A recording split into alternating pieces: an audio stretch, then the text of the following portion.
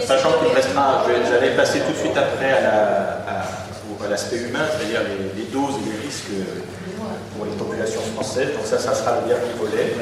Voilà, je vois. Alors, je ne sais pas ce qu'on fait, j'ai pas de...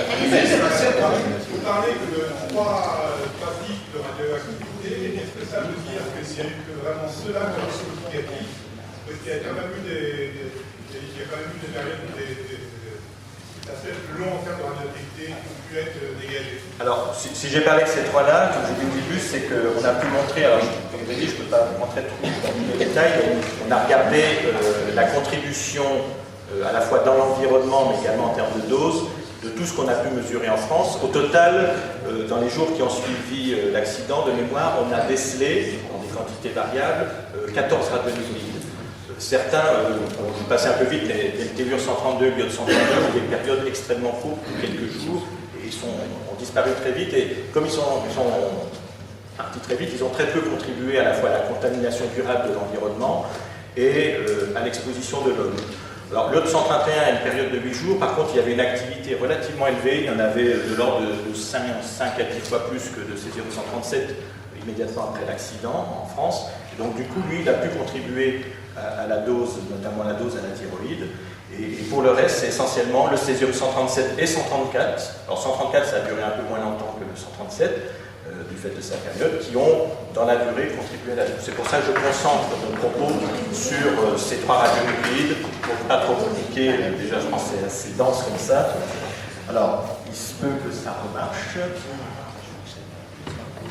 Ça remarche. Bon, désolé. Alors, oui, voilà. Je propose de reprendre, puis on prendra les questions après. Je vais essayer d'accélérer un peu. Donc, j'étais en train de vous expliquer cette courbe de contamination du lait observée. Et donc, là où je voulais revenir, c'est qu'à partir de l'automne 86, on voit que non seulement ça stagne, mais ça remonte un peu. Alors, il y a une logique à ça, et tout ça, c'est une question de bon sens, rien de sorcier. C'est qu'en hiver, on nourrit le bétail avec du foin récolté en général vers le mois de juin, juillet de l'année précédente, de l'année en tout cas. Et donc, on retrouve des contaminations. Des contaminations du lait pendant l'hiver 86-87 qui sont comparables à celles qu'on avait à peu près autour du mois de juin.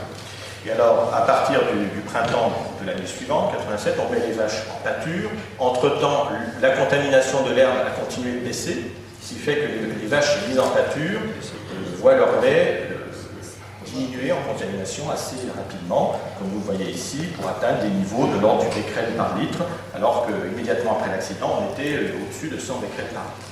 Vous voyez, c'est pas sorcier, mais même si ça paraît plus compliqué, on peut l'expliquer simplement par rapport au mode de vie de la vache et surtout des pratiques agricoles. Je ne vous ai pas montré l'exemple, mais en Autriche, par exemple, il y a des études similaires qui ont été faites. Alors, au moment de l'accident, en Autriche, c'est une région montagneuse, donc souvenez-vous, fin avril, début mai, il y a encore de la neige dans les pâtures, donc les vaches n'ont été mises en pâture qu'à partir de la mi-mai. Ce qui fait qu'au début, pendant la première quinzaine du mois de mai, il n'y a quasiment pas de contamination du lait en Autriche. Et ensuite, les Autrichiens ont mis leurs vaches en pâture. Et là, à partir de la mi-mai, on a vu la radioactivité monter, évidemment, dans le lait. Pour l'iode, on observe tout à fait autre chose, toujours la même chose, la période radioactive qui est plus courte. Et donc, pour l'iode, on ne voit que le stade de décroissance pendant les quelques semaines qui ont suivi l'accident, et puis après, plus rien, parce que l'iode a disparu de l'environnement. Voilà, donc ce petit graphique récapitule, alors c'est la même chose qu'avant, mais de manière simplifiée, et surtout sur les années, donc jusqu'à 2006, ici. Donc vous voyez, cet épisode que je qualifierais d'aigu, c'est-à-dire en gros, dans l'année qui a suivi les retombées de l'accident, donc on voit des niveaux de contamination au départ de l'ordre d'une centaine de becquerels, voire plus, selon les lieux dans les principales denrées. Donc vous avez figuré ici les céréales, la viande. Alors je ne vais pas parler de la viande. La viande a un comportement un peu différent du lait parce que c'est un muscle et donc il va accumuler progressivement le césium 137 et le retenir plus longtemps. Alors que le lait, lui, il est beaucoup plus sensible à ce que mange la vache et donc il va fluctuer beaucoup plus facilement. Et donc le maximum de contamination de la viande, on l'a plutôt observé vers l'été de 86, contrairement à ce qu'on a vu pour le lait. Voilà, donc les salades, je n'y reviens pas. Les céréales également, donc France, il y a eu quelques contaminations de céréales observées.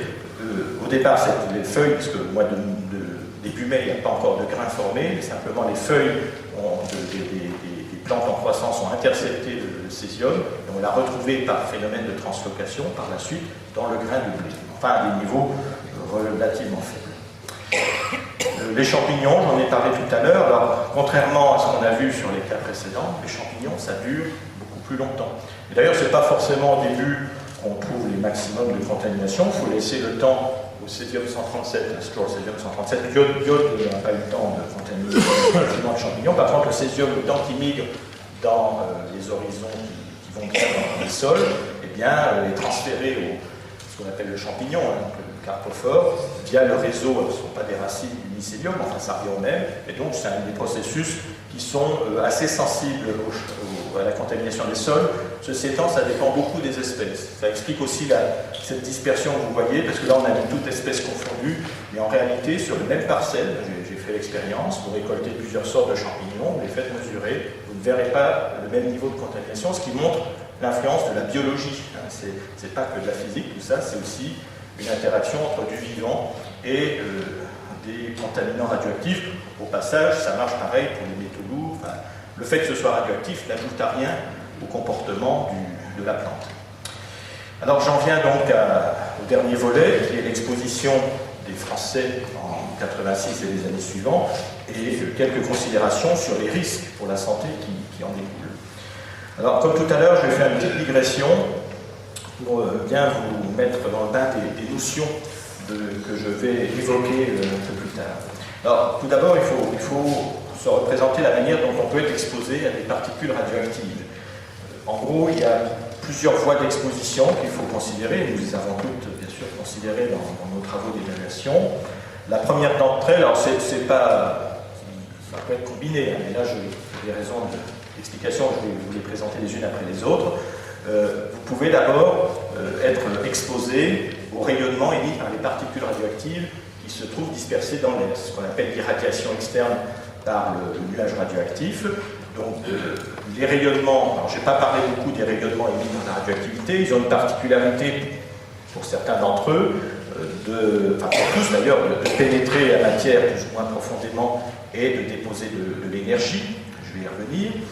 Et du coup, lorsque vous avez donc des particules radioactives dans l'air, vous avez notamment des rayonnements gamma, qui sont un peu comme des rayons X, mais plus énergétiques encore, vont vous exposer, c'est une sorte de lumière invisible, et vont traverser le corps. Donc c'est ce qu'on appelle l'irradiation externe.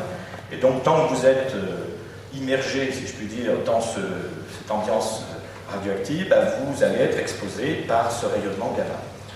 Ça peut venir de la même façon lorsque les dépôts se sont formés. Cette fois-ci, c'est les dépôts au sol qui vont être la source d'émission du rayonnement, et donc vous allez avoir une irradiation externe, cette fois-ci venant du dépôt. Alors, l'autre voie d'exposition importante que je voulais évoquer, alors il y en a d'autres plus secondaires, donc je ne vais pas trop compliquer, mais c'est l'exposition par contamination interne. Cette fois-ci, on se place dans la situation où la matière radioactive va rentrer dans le corps. Alors, il y a deux façons principales de rentrer dans le corps, c'est en respirant, c'est donc la contamination par inhalation au moment où vous êtes dans le nuage radioactif, ou par l'alimentation, par ingestion.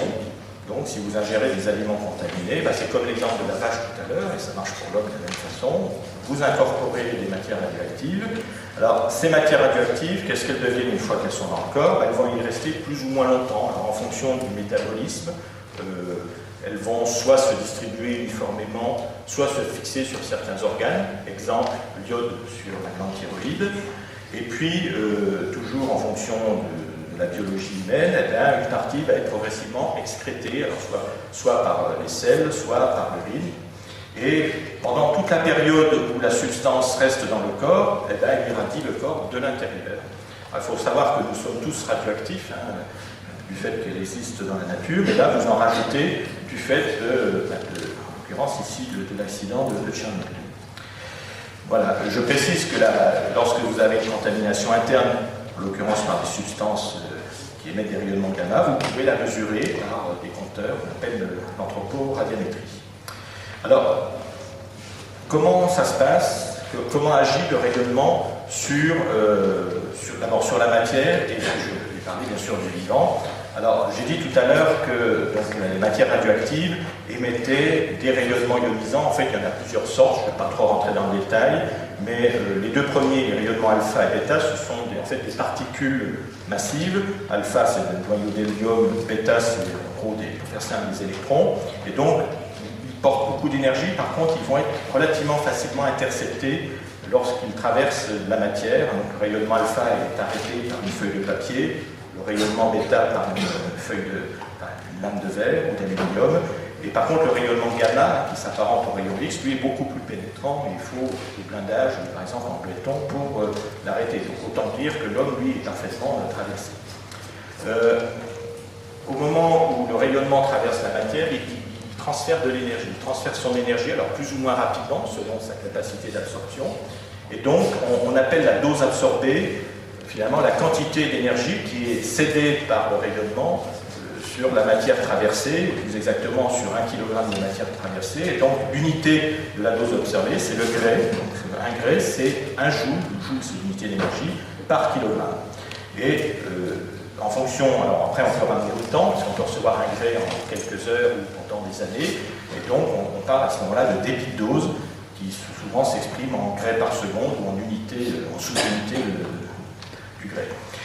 Alors, lorsque maintenant on passe au vivant, qu'est-ce qui se passe? Alors, le vivant, évidemment, se comporte comme la matière inerte, absorbe une partie de l'énergie des rayonnements qui le traversent, sauf que ce transfert peut induire des dommages sur des composants des cellules, en particulier l'ADN, et entraîner donc des effets plus ou moins immédiats sur la santé. Alors, je dis peuvent, c'est-à-dire ce n'est pas systématique, ça dépend bien sûr du niveau d'exposition.